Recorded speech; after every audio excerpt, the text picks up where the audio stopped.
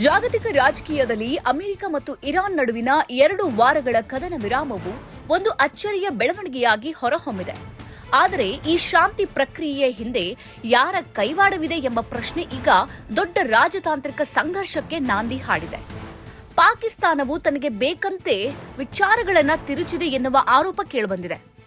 Lebanon ಮೇಲೆ ದಾಳಿ ಮಾಡಬೇಡಿ ಎನ್ನುವ ಷರತ್ತು ಕೂಡ ಅಮೆರಿಕಕ್ಕೆ ಇರಾನ್ ನೀಡಿದ್ದ ಷರತ್ತುಗಳ ಪಟ್ಟಿಯಲ್ಲಿತ್ತು ಅಂತ ಇರಾನ್ ಹೇಳಿದೆ. ಆದರೆ ಅಮೆರಿಕ ಹೇಳುವ ಪ್ರಕಾರ ಆ ಪಟ್ಟಿಯಲ್ಲಿ ಲೆಬನಾನ್ ಹೆಸರು ಇರಲೇ ಇಲ್ಲ. ಇದರಲ್ಲಿ ಪಾಕಿಸ್ತಾನದ ಕೈವಾಡವಿರುವುದು ಸ್ಪಷ್ಟವಾಗಿದೆ. ಪಾಕಿಸ್ತಾನ ವಿಶ್ವಾಸಾರ್ಹವಲ್ಲ. ಈ ಇಡೀ ನಾಟಕದ ಕೇಂದ್ರ ಬಿಂದುವಾಗಿ ಇಸ್ಲಾಮಾಬಾದ್ ತನ್ನನ್ನು ತಾನು ಬಿಂಬಿಸಿಕೊಳ್ತಾ ಇದೆ. ಆದರೆ ಇಸ್ರೇಲ್ ಇದನ್ನು ಸ್ಪಷ್ಟವಾಗಿ ತಳ್ಳಿಹಾಕಿದೆ. ಭಾರತದಲ್ಲಿನ ಇಸ್ರೇಲ್ ರಾಯಭಾರಿ ರುವೇನ್ ಅಜರ್ ಅವರು ಪಾಕಿಸ್ತಾನದ ವಿಶ್ವಾಸಾರ್ಹತೆಯನ್ನ ಬಹಿರಂಗವಾಗಿಯೇ ಪ್ರಶ್ನಿಸಿದ್ದಾರೆ. ನಾವು ಪಾಕಿಸ್ತಾನವನ್ನ ಒಬ್ಬ ವಿಶ್ವಾಸಾರ್ಹ ಆಟಗಾರನಾಗಿ ನೋಡೋದಿಲ್ಲ. ಹಿಂದೆ ಅಮೆರಿಕವು ಕತಾರ್ ಅಥವಾ ಟರ್ಕಿಯಂಥ ರಾಷ್ಟ್ರಗಳ ಮೂಲಕ ಅನಿವಾರ್ಯವಾಗಿ ಮಾತುಕತೆ ನಡೆಸಿರಬಹುದು. ಆದರೆ ಅದರ ಅರ್ಥ ಪಾಕಿಸ್ತಾನದ ಪಾತ್ರಕ್ಕೆ ಸಿಕ್ಕ ಅನುಮೋದನೆ ಎಂದಲ್ಲ ಅಂತ ಅಜರ್ ಗುಡುಗಿದ್ದಾರೆ. ಅವರ ಪ್ರಕಾರ ಅಮೆರಿಕದ ನಿರ್ಧಾರಗಳು ಕೇವಲ ಕಾರ್ಯತಂತ್ರದ ಆಯ್ಕೆಗಳೇ ಹೊರತು ಪಾಕಿಸ್ತಾನದ ಮೇಲಿನ ನಂಬಿಕೆಯಲ್ಲ.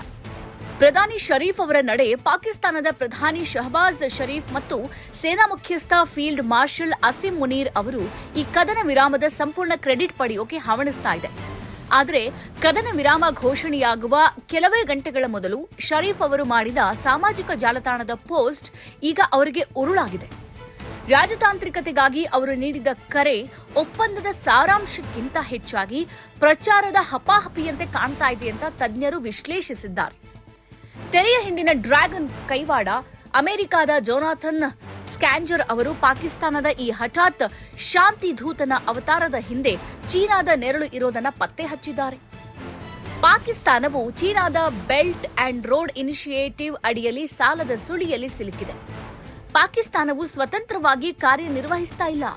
ಬದಲಾಗಿ ಚೀನಾದ ಆಜ್ಞೆಯಂತೆ ಒಂದು ಮುಖವಾಣಿಯಾಗಿ ಕೆಲಸ ಮಾಡ್ತಾ ಇದೆ ಎಂಬುದು ಸ್ಕ್ಯಾಂಜರ್ ಅವರ ವಾದ.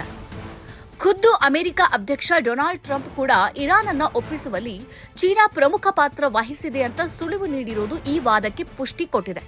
ಜೆಡಿ ವ್ಯಾನ್ಸ್ ಮತ್ತು ಆಂತರಿಕ ಗೊಂದಲ, ಅಮೆರಿಕದ ಆಡಳಿತದ ಒಳಗೂ ಎಲ್ಲವೂ ಸರಿ ಇದ್ದಂತಿಲ್ಲ. ಉಪಾಧ್ಯಕ್ಷ ಜೆಡಿ ವ್ಯಾನ್ಸ್ ಅವರಿಗೆ ಈ ಒಪ್ಪಂದದ ಬಗ್ಗೆ ತಡವಾಗಿ ಮಾಹಿತಿ ಕೊಡಲಾಗಿದೆ ಎಂಬ ವರದಿಗಳು ವಾಷಿಂಗ್ಟನ್ನ ಆಂತರಿಕ ರಾಜಕೀಯದ ಓರೆಕೋರೆಗಳನ್ನು ಬಯಲು ಮಾಡಿವೆ. ವಿದೇಶಿ ಹಸ್ತಕ್ಷೇಪದ ಬಗ್ಗೆ ಕಟುವಾದ ನಿಲುವು ಹೊಂದಿರೋ ವ್ಯಾನ್ಸ್ ಅವರನ್ನ ಈ ಪ್ರಕ್ರಿಯೆಯಿಂದ ದೂರ ಇಟ್ಟಿರೋದು ಹಲವು ಅನುಮಾನಗಳಿಗೆ ಕಾರಣವಾಗಿದೆ. ಶಾಂತಿ ಕೇವಲ ತಾತ್ಕಾಲಿಕವೇ? 2 ವಾರಗಳ ಕಾಲ ಬಾಂಬ್ ದಾಳಿ ನಿಲ್ಲಿಸಬಹುದು. ಆದರೆ ಇರಾನ್ನ ಪ್ರಾಕ್ಸಿ ನೆಟ್ವರ್ಕ್ಗಳಾದ ಹಮಾಸ್, ಹೆಬ್ಜೊಲ್ಲಾ ಮತ್ತು ಹೌತಿಗಳ ಭೀತಿ ಇನ್ನೂ ಹಸಿರಾಗಿದೆ. ಈ ಉಗ್ರಗಾಮಿ ಸಂಘಟನೆಗಳ ಮೂಲವನ್ನ ಸರಿಪಡಿಸದ ಹೊರತು ಈ ಕದನ ವಿರಾಮವು ಕೇವಲ ಚಂಡಮಾರುತದ ಮುನ್ನ ಇರುವ ಶಾಂತಿಯಂತೆ ಅಂತ ತಜ್ಞರು ಎಚ್ಚರಿಕೆ. ಒಟ್ಟಾರೆಯಾಗಿ ಪಾಕಿಸ್ತಾನವು ಜಾಗತಿಕ ವೇದಿಕೆಯಲ್ಲಿ ತನಗೊಂದು ಸ್ಥಾನಮಾನಕ್ಕಾಗಿ ಈ ಕದನ ವಿರಾಮವನ್ನು ಬಳಸಿಕೊಳ್ಳೋಕೆ ಯತ್ನಿಸ್ತಾ ಇದ್ರೆ, ವಿಶ್ವದ ಬಲಾಢ್ಯ ರಾಷ್ಟ್ರಗಳು ಮಾತ್ರ ಪಾಕಿಸ್ತಾನದ ಈ ಶಾಂತಿ ನಾಟಕವನ್ನ ಅನುಮಾನದ ಕಣ್ಣಿನಿಂದಲೇ ನೋಡ್ತಾ ಇವೆ.